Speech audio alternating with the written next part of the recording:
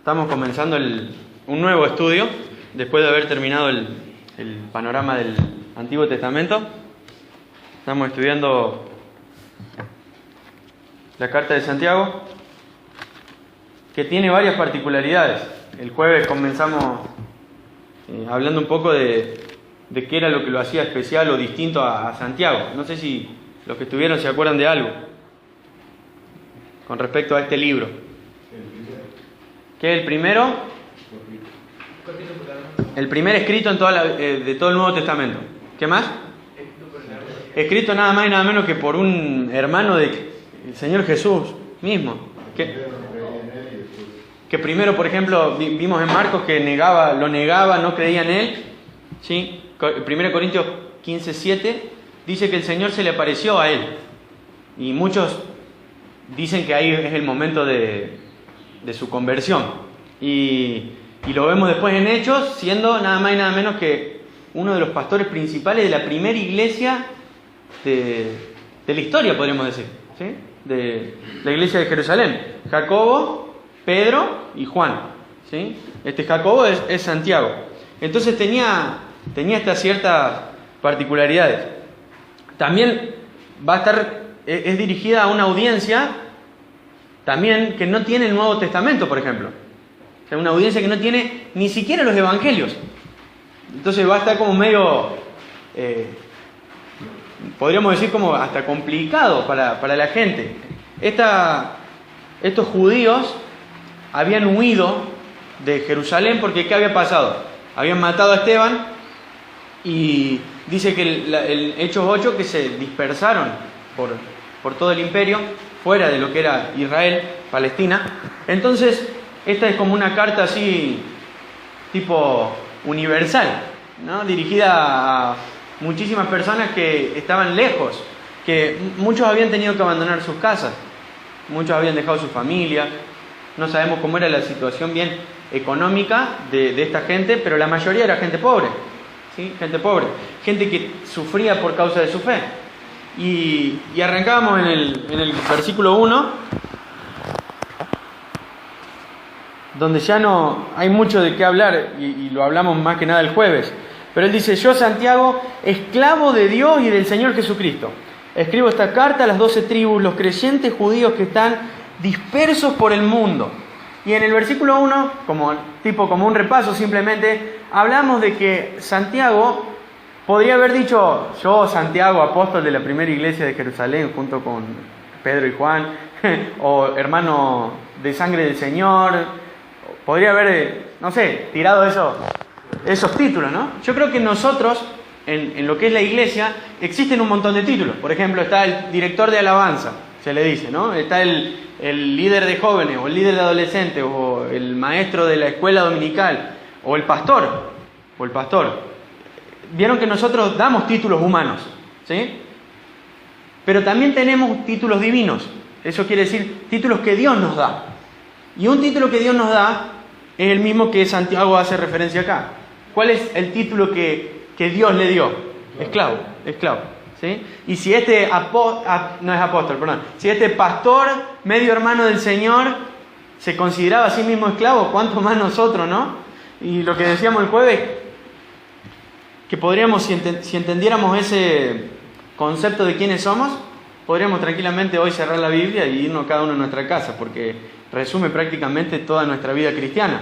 Somos esclavos, hemos sido comprados por el Señor, por la sangre de Cristo, y no nos pertenecemos más, le pertenecemos solamente a Él.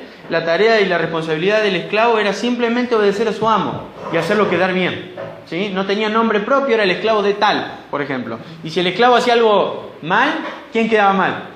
El amo. Era velar por la reputación de su amo, ¿sí? El amo se encargaba, por ejemplo, de la comida, de la vestimenta del esclavo, y el esclavo simplemente tenía que vivir en sumisión a su amo, ¿no? Y lo loco es que en el Antiguo Testamento, por ejemplo, la mayoría de los héroes bíblicos que nosotros conocemos fueron llamados así. Es la palabra Ebed en el hebreo, que significa esclavo. Moisés, por ejemplo, fue llamado así, David, Daniel, y fueron considerados así. Y en el Nuevo Testamento es la palabra griega doblo, que es exactamente igual, esclavo. En la Reina Valera 60 se traduce como siervo, pero nosotros en la NTV lo tenemos crudo, esclavo. ¿Sí? Y esto es lo que somos esclavos del Señor. Y acá también hablábamos de la palabra Señor, ¿se acuerdan? Que cuando en el Antiguo Testamento se cambió del hebreo al griego, la palabra que se usaba para Dios se cambió en el hebreo, que era Yahweh, se cambió por Kyrios. Entonces, en el griego. Y cuando Santiago escribe del Señor Jesucristo, está diciendo que Cristo es el Kyrios, el amo, el Señor, y le está dando un título divino. Se está diciendo que Jesús es Dios en este versículo. El primer versículo escrito en todo el Nuevo Testamento habla acerca de la identidad nuestra y de la identidad de Cristo. ¿Sí? Habla acerca de que Él es Dios, de que Él es Señor, y sabemos que en esta época ¿a quién se le decía Señor? Al César. Entonces también está marcando una diferencia con la cultura, una diferencia con el mundo. Y ya podríamos decir que esto es suficiente para nuestras vidas, ¿no? Porque si hay algo que va a apuntar Santiago, es una vida práctica, una vida de una fe puesta en práctica y llevada a la acción. Entonces, lo primero que sabíamos era cómo es nuestra identidad, somos esclavos de Él, la identidad de Cristo es nuestro Señor, nuestro amo, ¿no? No es solamente nuestro Salvador, es nuestro amo, nuestro dueño. Y lo tercero que veíamos es lo que va a pasar consecuentemente si yo entiendo esto. Sí o sí voy a vivir en pruebas, van a venir pruebas, voy a vivir en dificultad. Entonces el segundo versículo escrito de todo el Nuevo Testamento dice: amados hermanos, cuando tengan que enfrentar cualquier tipo de problemas, considérenlo como un tiempo para alegrarse mucho. Y acá hablábamos de que no es posible que un incrédulo entienda o lea la carta de Santiago, porque el incrédulo no va a considerar el tiempo de prueba como un tiempo para alegrarse. Acá la palabra que se usa en el idioma original era la palabra de multicolor, cuando dice diversas pruebas. Es como pruebas de todos colores, como diciendo cualquier tipo de pruebas, desde la pérdida de un familiar hasta algo que tenga que ver a lo mejor con lo económico, cualquier tipo de pruebas. Santiago está diciendo, sepan que van a venir, sepan que las vamos a tener. Por eso es importante estudiar Santiago, porque nos prepara y nos capacita a cómo nosotros tenemos que enfrentar la prueba, sabiendo de que la prueba sí o sí va a venir. Vieron que Santiago no deja ningún lugar a dudas. Dice, cuando tengan que enfrentar cualquier tipo de prueba, considérenlo como un tiempo para alegrarse mucho. ¿Por qué? Versículo 3. Porque ustedes saben que siempre que se pone a prueba la fe, la constancia tiene una oportunidad para desarrollarse. Así que dejen que crezca. Pues una vez que su constancia se haya desarrollado plenamente, serán perfectos y completos y no les faltará nada. Y acá Santiago nos da el por qué. No es que solamente dice, alégrense. ¿Y por qué? Porque sí, alegrate, ponete contento. Lo que decíamos es que la prueba a mí no me va a producir alegría. Es decir, se me murió un familiar, qué contento estoy. O no saben lo lindo que me pasó, perdí el trabajo. O cosas así. Sino que yo tengo que tomar una actitud, dice en la otra traducción, de gozo, porque sé que lo que está pasando con un propósito. ¿Sí? Porque sé que como cristiano, Dios va a usar lo que está pasando para algo. ¿Sí? Aunque a veces, creo que la mayoría de las veces, no sabemos el para qué. O sea, no sabemos el para qué el Señor lo va a usar. Tenemos que tener fe y descansar en que el Señor lo va a usar. ¿Sí? No sabemos de qué forma. Solamente sabemos que el Señor lo va a usar. Y ahí creo que a todos se nos vendría a la mente Romanos 8:28, que dice que el Señor hace que todas las cosas cooperen para bien y ayuden para el bien. ¿Sí? ¿Por qué? Porque Él quiere formar en nosotros el carácter de Cristo. ¿Sí? Entonces, al incrédulo no le sirve esto. ¿Por qué? Porque el incrédulo no está buscando su semejanza a Jesús. En cambio, nosotros sí. Decíamos que el gozo no es algo que yo puedo producir solo. ¿Sí? Gálatas lo revela. ¿Qué es? Es un fruto. ¿Es un fruto de quién? Del Espíritu Santo. Entonces no es algo que van a hacer así, ¡pac!, de la nada, sino que es algo que el Señor va a producir en nosotros. El gozo es algo que el Señor va a producir en nuestras vidas. Y es sabiendo, el gozo está enganchado a la sabiduría, porque la sabiduría es la que me produce ese gozo. Por eso dice, sabiendo de que cuando se pone a prueba la fe, La constancia tiene una oportunidad para desarrollarse. Dejen que crezca. Otro de los mitos que sacamos es que a veces podemos pensar de que si estoy pasando pruebas es culpa de algún pecado. ¿Sí? Y no es necesariamente así. Pero también puede ser así. Yo puedo estar pasando una prueba, puedo decir que es la pérdida de un trabajo, pero me echaron porque robé. Entonces, ¿quién es el responsable de eso? Soy yo el responsable. Pero es verdad que hay un montón de veces que ocurren pruebas en nuestras vidas que están fuera nuestro, que nos exceden, no tienen nada que ver con nosotros. Entonces, tenemos dos formas de encarar estas pruebas. O nos tiramos al abandono, o esto lo uso como una oportunidad para abrazar puede ser la mediocridad, decir, bueno, me estanco acá, listo, no quiero saber más nada, o simplemente voy a ir cada tanto a la iglesia, o lo uso para que sea una oportunidad, como dice el versículo 4, para desarrollarme. Como dice el 4, para que crezca y que una vez que eso se haya desarrollado, yo sea perfecto y completo. Y acá la palabra perfecto no significa que seamos sin pecado, sino que seamos personas maduras, capacitadas. Y quiero rápido contarles por qué Dios puede permitir pruebas. ¿Sí? Una de las razones, por ejemplo, es para fortalecer nuestra fe. La prueba muchas veces da evidencia como si nuestra fe es verdad o no, si nuestra fe es real. No sé si se acuerdan la parábola del sembrador, la tercera, es sembrada en las piedras y dice que crece rápido pero no tiene raíz, y cuando el sol viene, ¿qué pasa? La secó. Y Jesús cuando la explica dice, vienen las aflicciones de este mundo. ¿Sí? Entonces, ¿qué hizo en ese momento? ¿La prueba lo hundió? No. La prueba reveló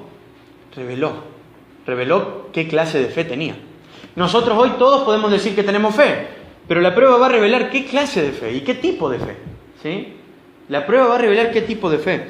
También, por ejemplo, es para hacernos humildes la prueba y para llevarnos a depender de Él. ¿Sí? Es para ponernos en una situación de dependencia del Señor. A veces pasa, a lo mejor que por un periodo de tiempo no tenemos tantas pruebas y es como que ya entramos a confiar en nosotros mismos. De hecho, ni siquiera necesitamos esforzarnos para eso. Eso es algo que nos surge naturalmente, el confiar en nosotros, el que nuestra dependencia descanse en nosotros. Y muchas veces la prueba nos lleva a doblar más las rodillas, a depender más del Señor, a estar más atentos a lo que Él está haciendo y no a lo que yo puedo hacer. Otro tercer punto es para, por ejemplo, librarnos de dependencias de cosas terrenales. A veces descansamos mucho en las cosas de este mundo y sin darnos cuenta esa es nuestra esperanza. Y ahí es donde estamos nosotros aferrados. La prueba muchas veces tiende a llevarnos a aferrarnos al verdadero, al Señor. Un cuarto punto, por ejemplo, es llamarnos a una esperanza eterna y una esperanza celestial. Es a recordar que nuestra ciudadanía está en los cielos, de que no va a haber más llanto, ni tristeza, ni dolor en el cielo, no acá en la tierra, que no somos de este mundo, que somos, como dice la Biblia, extranjeros y peregrinos, y las pruebas sirven también para esto. Un quinto punto, por ejemplo, es para revelar lo que realmente amamos. La prueba muchas veces revela dónde está nuestra motivación, qué es lo que nosotros realmente valoramos. Situaciones que pasan en nuestra vida muchas veces revelan y a veces hasta nos damos cuenta y decir, pucha, realmente no estaba amando al Señor, mi corazón no estaba entregado por completo a Él. Y esa prueba muchas veces tiende a llevarnos a amarle de verdad. Un sexto punto es enseñarnos a valorar las bendiciones de Dios. ¿Sí? A veces tenemos cosas que Dios nos ha dado y no es hasta que no nos las tocan o no nos las quitan que no nos damos cuenta realmente que es el Señor el que las da. Que Santiago ya después va a decir en el versículo 17 que todo lo bueno desciende de Él. Y a veces nos olvidamos de eso. Y si ustedes leen Romanos 1, una de las características del incrédulo es no le glorificaron ni le dieron gracias. Es decir, que la actitud de un corazón no agradecido es la actitud de un incrédulo, no la de un cristiano. Y a veces la prueba sirve para esto, para enseñarnos o recordarnos que todo lo bueno desciende de Dios y nos lo ha dado Dios. Y un séptimo punto es para, por ejemplo, desarrollar fuerza en nosotros para servicios a lo mejor más grandes. Es decir, capacitarnos para cosas más grandes que Dios, a las cuales Dios nos quiere llevar. Prepararnos, por así decirlo, para cosas más grandes.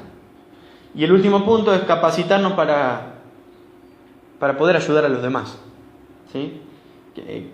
¿Qué mejor que para ayudar a alguien que está en dificultad que alguien que pasó a lo mejor por la misma? Y el Señor lo socorrió y el Señor lo salvó de esa situación, ¿no? Entonces la prueba también me capacita para poder ayudar a los demás.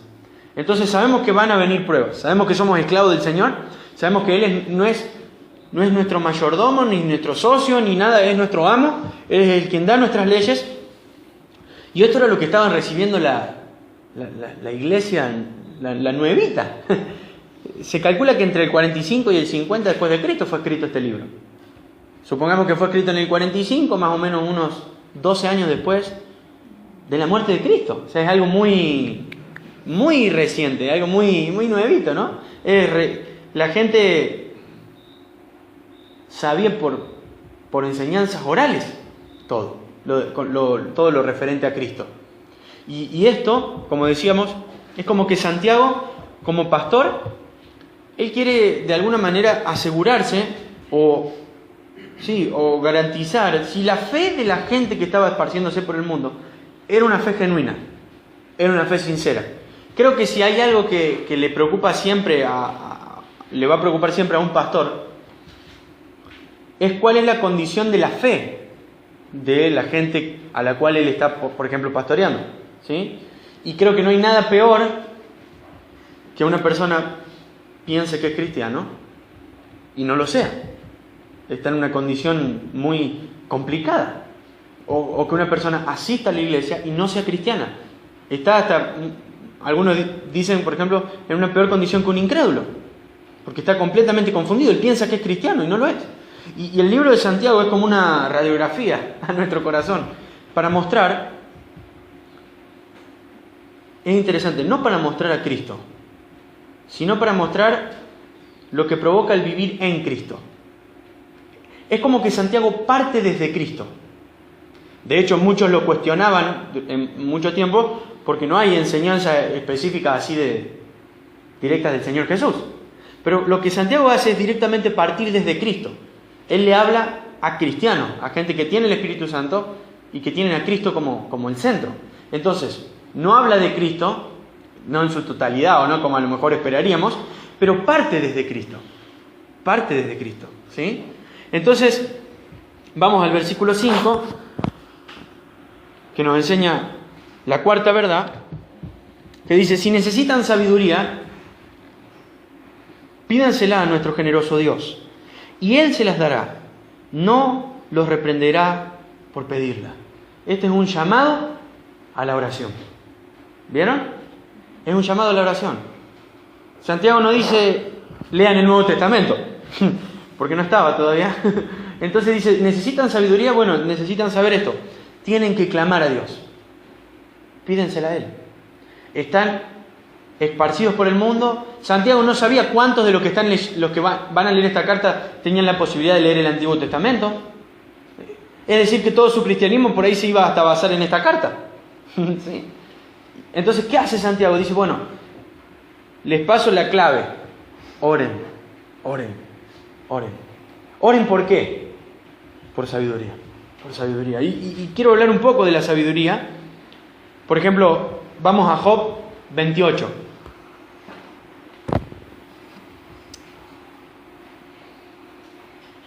Punto número 1, sabemos que somos esclavos del Señor, ¿no? Punto número 2, Él es nuestro amo, nuestro dueño. Punto número 3, vamos a enfrentar pruebas en nuestra vida. Punto número 4, para todo esto vamos a necesitar sabiduría. ¿Sí? Job, capítulo 28. No vamos a leer los primeros 12, se los voy a resumir. Job está hablando del trabajo minero, está hablando de la minería. Y dice cómo, por ejemplo, el minero tiene que excavar en una montaña para encontrar piedras preciosas, diamantes. A lo que va Santiago es que, Job, es que por más de que se esfuerce, él va a encontrar eso. Va a ser un trabajo duro, pero lo va a encontrar. En la minería se encuentra el diamante, se encuentra el oro. Pero fíjense lo que dice a partir del versículo 12. Dice, pero ¿Sabe la gente dónde encontrar sabiduría? ¿Dónde puede hallar entendimiento? Nadie sabe dónde encontrar sabiduría, porque no se halla entre los vivos. Aquí no está, dice el océano. Aquí tampoco, dice el mar. No se puede comprar con oro. No se puede adquirir con plata. Vale más que todo el oro de Ofir. Mucho más que el precioso ónice o el lapislázuli. La sabiduría es más valiosa que el oro y el cristal. No se puede comprar con joyas engastadas en oro fino. El coral y el jaspe no sirven para adquirirlas. La sabiduría vale mucho más que los rubíes. No se puede canjear por el precioso peridoto de Etiopía. Es más valioso que el oro más puro. Pero, ¿sabe la gente dónde encontrar sabiduría? ¿Dónde puede hallar entendimiento? Se esconde de los ojos de toda la humanidad. Ni siquiera las aves del cielo, con su vista aguda, pueden descubrir la sabiduría. Y escuchen qué interesante el versículo 22. Dice: la destrucción y la muerte dicen, solo hemos oído rumores acerca de dónde encontrarla. Terrible ese versículo. Y el 22 dice: únicamente Dios entiende el camino a la sabiduría. Él sabe dónde se puede encontrar. Job dice: nadie pudo encontrarla, nadie sabe dónde encontrarla, porque no está entre los vivos. La verdadera sabiduría, ¿sí? No lo que el mundo llama sabiduría, sino la verdadera sabiduría viene de lo alto. Dice Job que el primer libro de toda la Biblia, nos ayuda a entender el primer libro del Nuevo Testamento, dice: solo Dios sabe dónde está. Solo Dios puede darla. Nadie más. La muerte, la destrucción y la muerte, dicen, hemos oído rumores acerca de eso. Y pienso en cada persona que va a ir a ese lugar, a la muerte y a la destrucción, que justamente ha solamente oído rumores de la verdadera sabiduría. Nosotros tenemos el privilegio hoy de estar sentados frente a la palabra de Dios. Nada más y nada menos que frente a la palabra de Dios, donde procede toda sabiduría de lo alto. No tenemos que ir a buscarla a otro lado, no tenemos que hacer algún viaje. De hecho, en un momento Jesús se enoja con los fariseos y recuerda una historia en el Antiguo Testamento de una reina, que era la reina de Saba, que viajó una gran cantidad de kilómetros solo para escuchar la sabiduría que tenía ¿quién? Salomón. Y Jesús dice: la reina de Saba podría venir y condenarlos a ustedes, porque ella viajó muchísimo para escuchar a Salomón. Y él dice: y he aquí más que Salomón en este lugar. Como diciendo: ustedes me tienen a mí, a la sabiduría encarnada, y me están despreciando. ¿Será esto real en las iglesias? Sí, se desprecia la sabiduría. Y la Biblia nos dice que el pueblo es destruido, o el pueblo se destruye. ¿Por qué? Por falta de conocimiento. Entonces Santiago está diciendo: van a venir pruebas de todos colores, porque el cristianismo es igual a pruebas, ¿sí? Nosotros, quizás muchos de los que me están escuchando, no estamos atravesando alguna prueba. Dicen que hay 3 tipos de personas dentro de una iglesia: los que atravesaron una prueba, los que la están atravesando y los que la van a atravesar. Y nosotros vamos a atravesarla, no sabemos de qué color va a ser, pero sabemos que va a venir. No sabemos cómo, a lo mejor algunos más fuertes, otros más tranquilas o más de otro color, pero sabemos que van a venir. Todos los que hoy me están escuchando y yo, tenemos que saber que vamos a atravesar algún tipo de prueba, sí o sí, si somos cristianos. Entonces, sabiendo esto, tenemos que saber que la manera en la cual nosotros vamos a salir victoriosos de esta prueba es obteniendo ¿qué? Sabiduría. Es lo que nos va a dar el entendimiento para saber en dónde estamos parados, para saber qué es lo que quiere Dios de lo que está ocurriendo, ¿sí? Y para saber nada más y nada menos que quién es Dios. Porque un conocimiento correcto de Dios te va a mantener siempre firme. Siempre. Vas a caer o a tropezar, obviamente, pero nunca vas a quedar fuera de la batalla, ¿sí? Entonces, por ejemplo, vamos a Proverbios, que es el libro de la sabiduría. Vamos a leer el capítulo 2.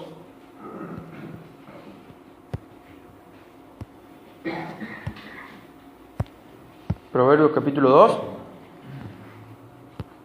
versículo 2. Dice, afina tus oídos a la sabiduría y concéntrate en el entendimiento. Clama por inteligencia y pide entendimiento. Búscalo como si fuera plata, como si fueran tesoros escondidos. ¿Ven como la relación de lo que venía hablando Job? Dice, entonces comprenderás lo que significa temer al Señor y obtendrás conocimiento de Dios, pues el Señor concede sabiduría y de su boca proviene el saber y el entendimiento. Casi siempre se hace referencia a la sabiduría con el oro y la plata. Y dice, búscalo más que eso, porque vale más que eso. ¿Sí? ¿Qué nos está enseñando la Biblia? Que no hay nada más valioso para nosotros como cristianos que la sabiduría.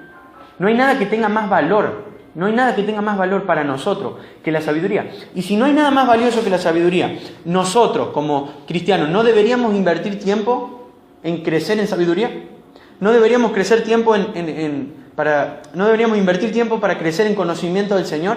Porque es lo más precioso que hay, es lo más valioso, lo más valioso. Y lo lindo es que no solo el Señor nos dice que la busquemos, nos dice que si la buscamos la vamos a encontrar. Y ahí cambia un poco, porque hay una motivación más linda, más grande. Dice que vamos a encontrarla. Cuando yo digo no tengo sabiduría, tengo que hacer dos cosas, pedirla y buscarla. Y moverme y esforzarme.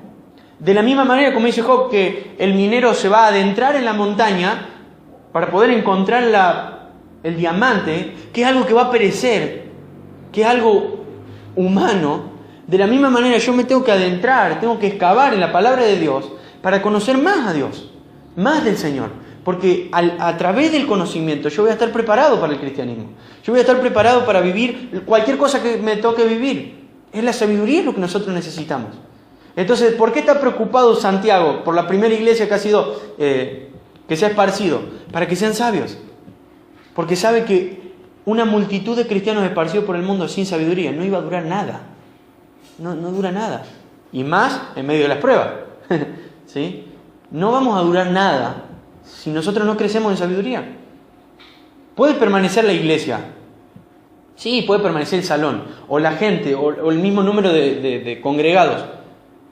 Pero no vamos a lograr nada si no hay sabiduría, porque no vamos a hacer las cosas como Dios quiere, ni de la manera en la que Dios quiere. Y esto creo que es algo muy importante entender, de que yo no adquiero sabiduría solamente cuando vengo a escuchar una prédica. Yo adquiero sabiduría cuando abro la Biblia en mi casa. Creo que ahí es donde más adquirimos la sabiduría. El mayor tiempo es ese, cuando yo estoy con el Señor en mi casa, cuando yo abro la Biblia y leo y oro para que el Señor me dé entendimiento.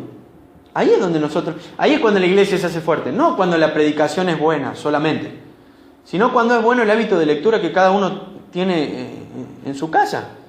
¿Sí? Y siempre tenemos tiempo, siempre hay tiempo, y tenemos que invertirlo. Dice Proverbio, clamá por la inteligencia, búscalo, y dice, y entonces vas a comprender lo que significa temer al Señor. O sea, vas a comprender lo que significa ser cristiano, ser su hijo. Fíjense, por ejemplo, el capítulo siguiente, en el versículo 5.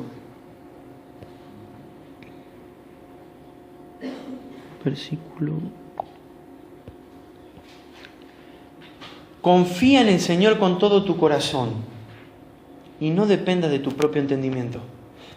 Creo que inconscientemente, o a veces conscientemente, cuando no buscamos la sabiduría de Dios, de alguna manera estamos dependiendo de nuestro propio entendimiento de las cosas, de cualquier cosa, de lo que es ser padre, de lo que es ser esposo o de lo que es ser un empleado. Cuando yo no entiendo la sabiduría de Dios, voy a tener la sabiduría de este mundo o mi propio entendimiento, sí o sí.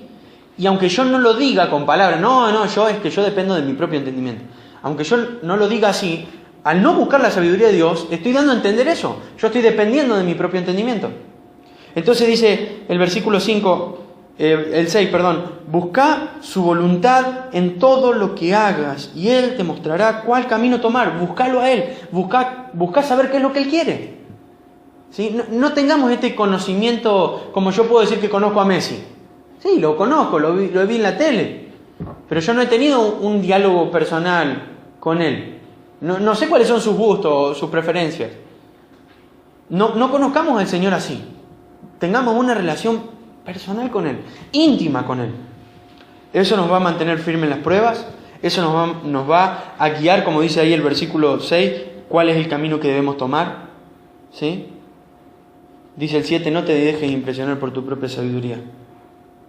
No te dejes impresionar por cuánto sabes de las cosas de este mundo, sino que descansá y dependé completamente de Él. Miren lo que dice Mateo 7. Mateo 7:7. Y fíjense qué parecido es a lo que estamos leyendo en Santiago.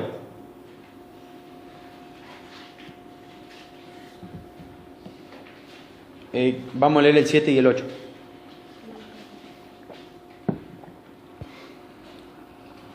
Dice, sigue pidiendo y recibirás lo que pides. Sigue buscando y encontrarás.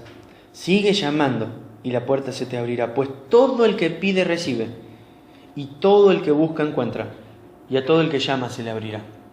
Hay muchos que dicen que es muy loco. Es como que hay un paralelismo entre todo el libro de Santiago y todo el sermón del monte que dio Jesús en Mateo 5, 6 y 7. Y es verdad, acá el Señor nos está diciendo, ustedes pidan y van a recibir.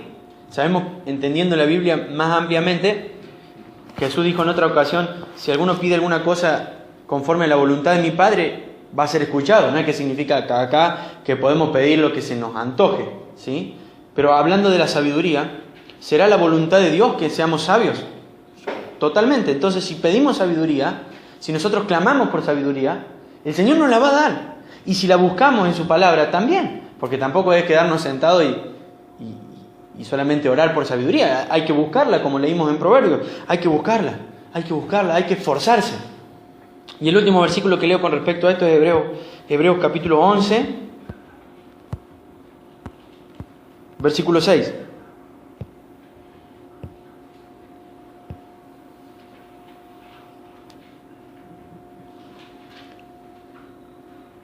Porque ahora vamos a hablar también un poco de lo que es la fe. Dice el versículo 6 del capítulo 11 de Hebreos. De hecho, sin fe, ¿qué es? Imposible agradar a Dios. Todo el que desea acercarse a Dios debe creer que Él existe y que Él recompensa a los que lo buscan con sinceridad. Y entendiendo esto y teniéndolo en mente, vamos a Santiago.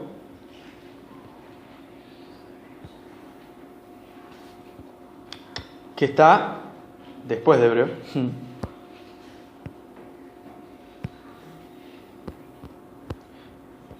Y dice el versículo 5, si necesitan sabiduría, pídansela a nuestro generoso Dios, y Él se las dará.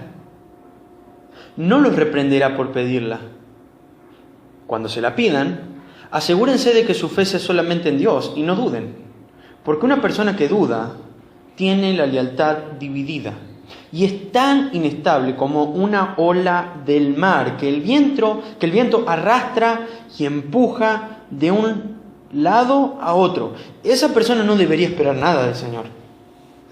¿Por qué? Porque su lealtad está dividida entre Dios y el mundo y son inestables en todo lo que hacen. Después de haber terminado el panorama del Antiguo Testamento, cuando hablamos de inestabilidad, no sé si le viene al toque a la mente Israel. ¿Sí? Hemos estudiado toda la historia de Israel y si hay algo que era Israel era inestable en todo momento.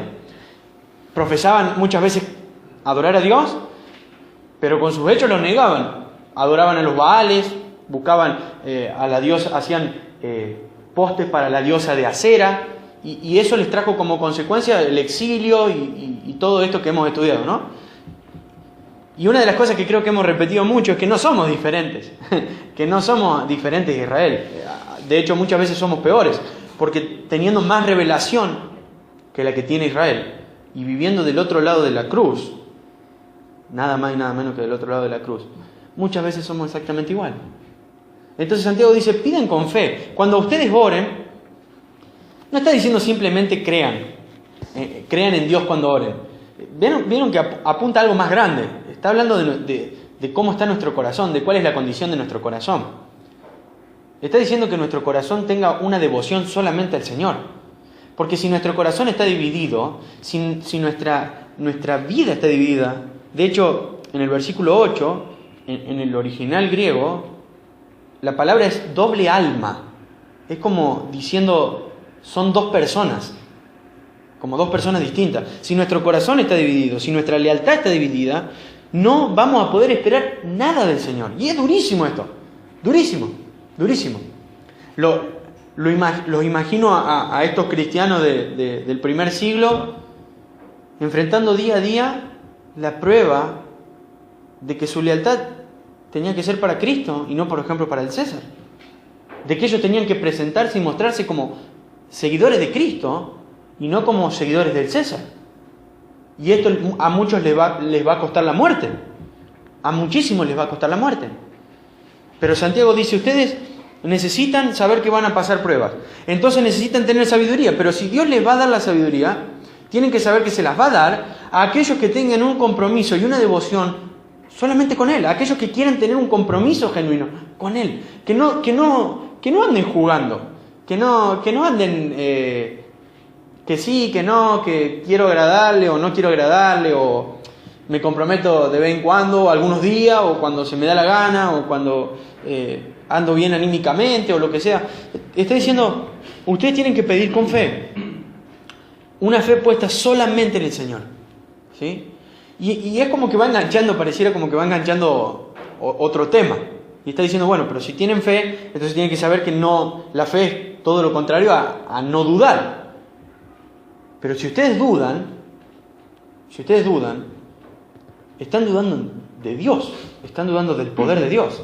Y si ustedes dudan del poder de Dios, y sigue diciendo, eso los va a llevar a vivir una vida completamente inestable, todo el tiempo inestable, que un día quizás estén bien, otro día no. ¿Pasará esto en nuestras vidas? ¿Qué opinan? Yo me siento muy identificado con lo que es la inestabilidad. Y lo loco es que acá Santiago, haciendo esta ecografía del corazón, radiografía, nos está mostrando de que cuando yo soy inestable es porque no estoy teniendo un corazón comprometido con Dios. O mi mirada no está puesta en Él. Muchas veces puesta en las cosas de este mundo, o en problemas o pruebas que están ocurriendo. Y en vez de considerarlo como algo para alegrarme porque el Señor está trabajando en eso, simplemente miro esa prueba. ¿Sí? Me acuerdo de Pedro mirando la tormenta. ¿Qué hizo? Se empezó a hundir porque dejó de mirar a Cristo. Y nosotros todo el tiempo, el diablo y nuestra misma naturaleza pecaminosa son puestas para que nosotros desviemos la mirada de Dios, de Cristo.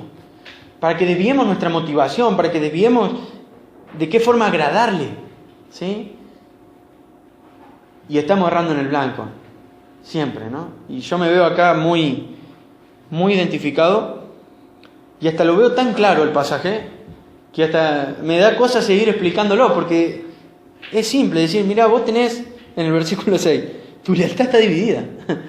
Tu lealtad, tu compromiso está dividido. Está dividido entre el mundo y Dios. Y me acuerdo, ¿se acuerdan de Elías? Cuando junta a todo el pueblo de Israel, le dice Elías, porque el pueblo estaba viviendo en cualquiera, y dice, ¿hasta cuándo van a estar entre dos pensamientos? Dice, si Baal es Dios, síganlo, ya está, síganlo. Pero si el Señor, Yahweh, es el Dios, síganlo a Él, pero no estén con un pie en un lado y con un pie en el otro. Y pasa lo mismo para nosotros. Y Dios, a través de su palabra, siempre nos vuelve a exhortar en cuanto a esto. Tu lealtad, todos los días, va a tener que ser entregada a Dios. O va a ser entregada al mundo. O va a ser entregada al Señor, o va a ser entregada al mundo. Y tenemos esto dentro de las iglesias también. Gente que tiene su lealtad dividida, su corazón dividido. Su corazón dividido está en la iglesia, pero en realidad todos sus más grandes esfuerzos son para este mundo. Profesan ser cristianos, pero todos sus sueños y sus esfuerzos son para cosas de este mundo. Todas sus más grandes inversiones son para cosas de este mundo. ¿Será eso un corazón dividido? Sí, es un corazón dividido. Tenemos la lealtad dividida. Y eso no es vivir por fe. Y la Biblia dice en Hebreo que sin fe es imposible agradarle. Es imposible. Es imposible. Porque es necesario que el que se acerca a Él crea que Él recompensa a los que están buscándolo. Pero nuestro corazón tiene que estar entregado a Él. En la antigüedad, el esclavo no estaba preocupado por sus propios intereses. Nunca. Él estaba preocupado por los intereses de su amo. Y para los que tenían un buen amo, porque también existían los malos amos, pero hablando de un buen amo, porque nosotros sabemos que tenemos el mejor amo, el amo se encargaba de cualquier necesidad del esclavo. Cualquiera. Tenía su techo. Estoy hablando de los casos buenos, ¿no? Estaban los casos que eran un desastre. Pero en los casos buenos, ellos tenían su techo, su vestimenta, tenían su comida. Ellos no tenían que preocuparse por salir a trabajar en otro lado para también pagar su comida. Porque el ser esclavo era justamente su trabajo. Y era el amo el que brindaba para las necesidades de ese esclavo. Entonces él tenía que velar por la reputación de su amo. ¿Sí? Y estuve leyendo un poco que cuando el esclavo hacía algo mal, el que mal quedaba no era el esclavo, era el amo. El esclavo era esclavo.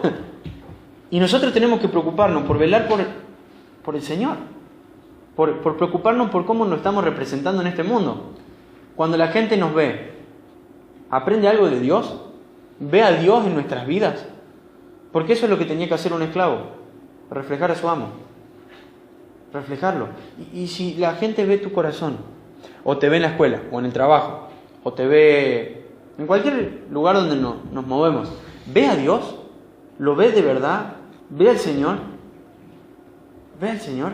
Si no lo ve, es porque tengo mi corazón dividido. No estoy realmente comprometido con Él. ¿Sí? Y nosotros queremos ser una iglesia con gente que esté comprometida de verdad con Dios. Y desde el que habla hasta cualquiera, ¿no? Todos necesitamos examinarnos en cuanto a esto. Nuestro corazón tiene que estar de manera completa comprometido con el Señor. Esa es también una de las bases de la sabiduría. Y vamos a saber que cuando nuestro corazón esté de lleno a Dios, Dios se encarga de nosotros. Creo que a mí me confronta mucho Mateo 6, en el Sermón del Monte, cuando el Señor dice, ustedes busquen primeramente el reino de Dios y su justicia, y yo me voy a encargar del resto de las cosas. Y qué difícil que es. Qué difícil que es entender ese versículo, ¿no? Qué difícil es practicarlo. Decir, no, ¿cuál es tu más grande preocupación? El reino de Dios. Eso es un corazón que no está dividido. Pero el resto de las cosas sí, no es, obviamente trabajar y te preocupar de tu familia y todo, ¿no? Pero tu más grande preocupación, tu más grande, lo que te tiene que quitar el sueño, lo que nos debería quitar el sueño, tiene que ser el reino de Dios. Porque estamos acá justamente para eso. Somos, dice Corintios, embajadores de Dios. Dios está llamando a la gente al arrepentimiento por medio nuestro. Esa tendría que ser nuestra más grande preocupación. Y cuando nuestro corazón está de lleno en el Señor responde. ¿Sí? El Señor responde.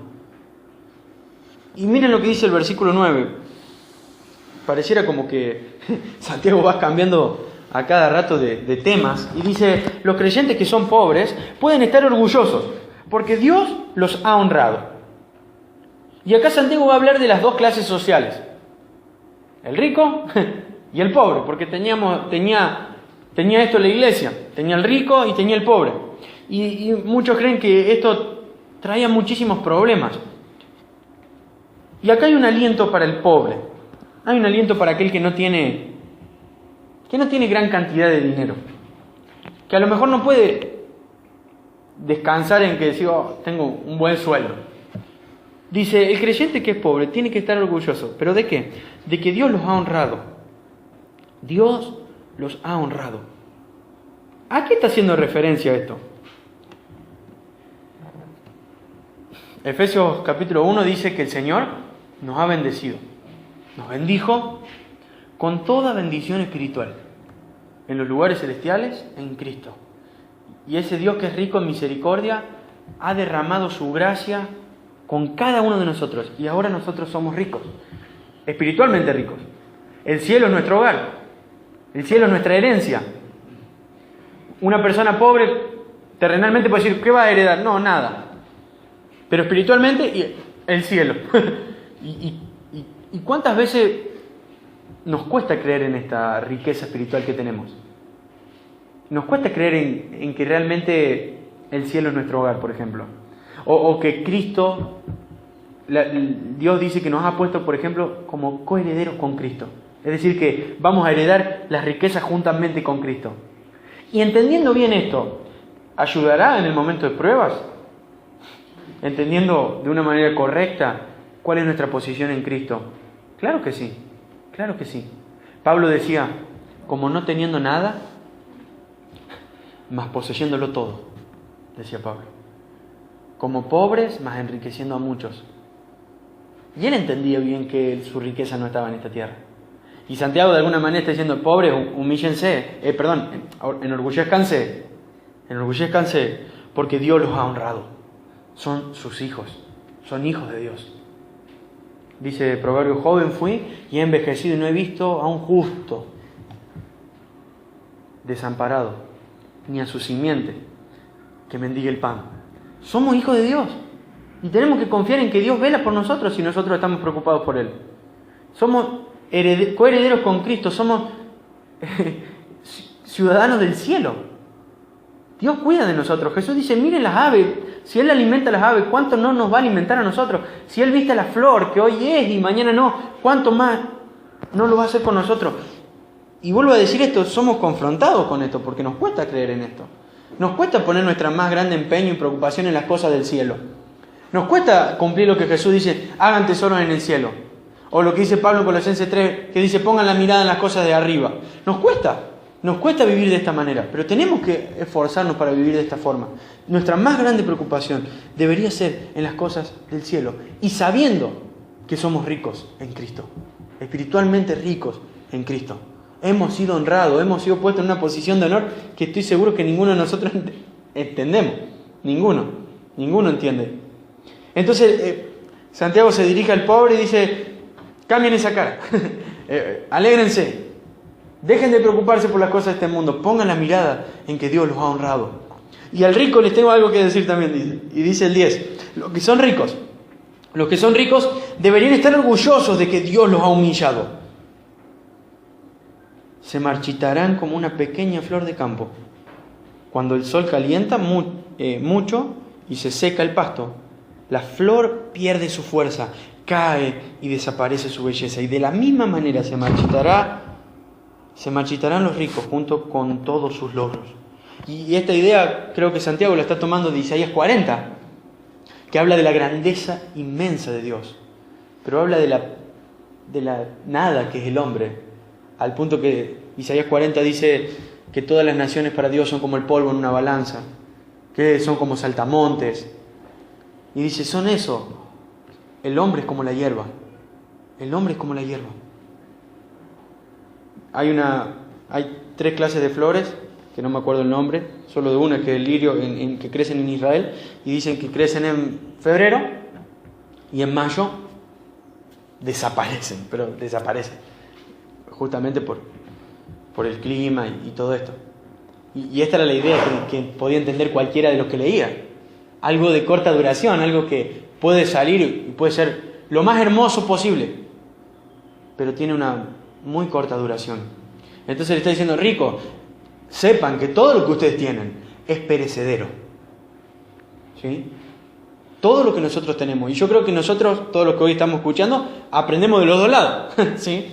Sabemos que Él nos ha honrado, pero también sabemos que todo lo terrenal, lo humano, la plata, viene, pero en algún momento va a desaparecer. Toda empresa, dice el versículo 11 al final, dice, no solo se marchita el rico, sino todos sus logros. Todo lo que nosotros hagamos en esta tierra se va a marchitar. Todo. Solo algo va a permanecer. Aquello que sea hecho para Dios. Eso sí que permanece para siempre. Un tesoro en el cielo. Te pregunto, ¿en dónde estás invirtiendo vos todos tus esfuerzos? ¿En dónde estás invirtiendo vos todas tus cosas? ¿A qué logros estás apuntando? ¿A cosas de este mundo o a cosas celestiales? ¿Dónde está tu más grande motivación o tu más grande esfuerzo? ¿En cosas de este mundo o en cosas que tienen una trascendencia eterna? Qué lindo sería que todos nos esforcemos por hacer cosas este año que tengan un valor eterno, que tengan una relevancia eterna, que edifiquen a alguien de manera eterna. Leyendo la palabra, orando, predicando el Evangelio, aconsejando, edificando a la iglesia en la que asisto. Esas son cosas eternas. El resto va a perecer. Y si bien tenemos que darle lugar a un trabajo o a cosas, tenemos que hacerlo aún así sabiendo de que va a perecer. Toda riqueza va a perecer. Pobre de aquel que cuenta Jesús en la parábola, que acumuló en los graneros y le dice: necio, torpe, esta noche vienen a pedirte tu alma. Y en algún momento a nosotros van a venir a pedirnos nuestras almas. Y todo lo que hayamos hecho, ¿qué va a pasar? ¿Qué va a ocurrir? ¿Qué va a ocurrir? Una frase dice que hay solo una vida y que muy pronto pasará. Y solo lo que hayamos hecho por Cristo, solo aquello que tenga un valor eterno, solo eso va a quedar. ¿En dónde estás invirtiendo vos hoy? ¿En dónde? ¿En dónde estás invirtiendo? Porque si no, las pruebas te van a derrumbar. Vas a ser como esa casa construida sobre la arena, que cuando vino la tribulación, la prueba, ¿qué pasó? Chao, nos vemos. Y el último versículo que leo es el 12, que hace como un resumen. El último que leo de Santiago. Dice: bienaventurado. Estaba leyendo en la 60. Dice: Dios bendice a los que soportan con paciencia las pruebas y las tentaciones. ¿Por qué? Porque después de superarlas, recibirán la corona de vida que Dios ha prometido a los que le aman. Este versículo revela que aquellos que soportan la prueba, o sea, aquellos que salen victoriosos de la prueba, están revelando dos cosas. Le revelan dos cosas a la iglesia y a la gente. La primera es que somos herederos de la vida eterna. Cuando dice esa corona de vida, no está hablando de una corona literal, de princesa. Está hablando de la vida eterna, que para nosotros es como nuestra corona. Es lo más valioso, precioso y glorioso que podemos llegar a obtener. No hay un regalo más grande que la vida eterna. Por eso en el 9 le está diciendo: pobres, siéntanse orgullosos, han sido honrados, reciben la vida eterna. ¿Qué es recibir la vida eterna comparado con la persona más rica de este mundo? Lo es todo la vida eterna. La persona con más riqueza de este mundo va a perecer, pero vos tenés algo que nunca va a perecer. Y está diciendo: el que soporta la prueba y la tentación está demostrando que va a recibir la vida eterna. Es una demostración de que sos su hijo. Pero está demostrando otra cosa más. Dice: Dios se le ha prometido a quienes ¿qué? A quienes lo aman. Vos estás demostrando que lo amás. Tu amor por Dios va a quedar evidenciado en cómo vos superás las pruebas y en cómo vos las soportás. Porque estás demostrando que tu mirada no está en la prueba, tu mirada está en Él. Porque si una prueba te tumbó y te alejó de Dios, no, tu mirada no estaba en Dios. Tu confianza tampoco, tu esperanza tampoco. Pero cuando vos salís reluciente de la prueba, estás mostrando que le amás. Y quiero cerrar con este pensamiento. Si le amamos, vamos a permanecer firmes. Y miren, vamos a terminar leyendo 1 Pedro, capítulo 1.